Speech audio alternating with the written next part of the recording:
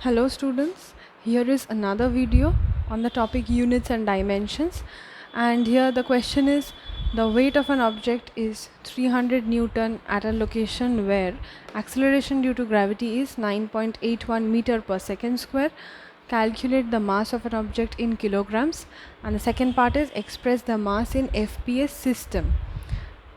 This question, the first part is the basic part, calculating mass, which is in kilograms, which is the basic SI unit, but here we have to find out in FPS system also.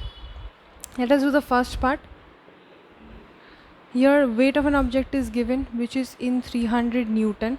It is given weight and the unit is 300 Newton. So the formula we will be using is F is equal to m into a, where mass, m is for mass and a is for acceleration due to gravity. The weight is given as 300 Newton. We will be substituting this in place of F.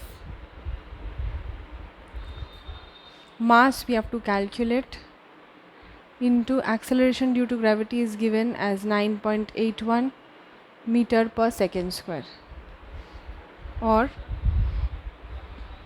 m is equal to 300 divided by 9.81. Therefore, mass of the object, this on calculating you will be getting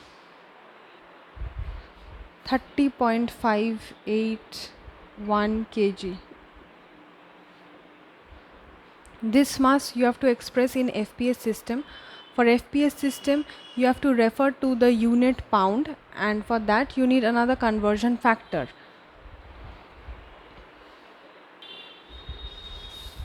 Now this is the conversion factor which you need to go to FPS system.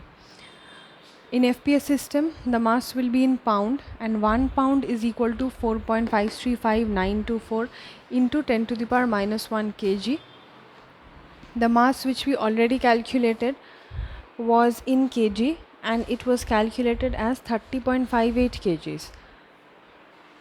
So for converting kg to pound, first let us write down what is 1 kg. If 1 pound is this much, then 1 kg is equal to 1 divided by 4.535924 into 10 to the power minus 1 pound. For converting the mass which we obtained, which was 30.58 kg, 30.58 kg, this in order to convert to pound we have to write this as our conversion factor, 1 divided by 4.535924 into 10 to the power minus 1 pound per kg. This much pound is present in 1 kg, therefore we can write it as pound per kg. Thereby kg and per kg gets cancelled out and we will get it in pound. On calculating this you get 67.4174 pound. In the next videos we will be proceeding with more sums on units and dimensions.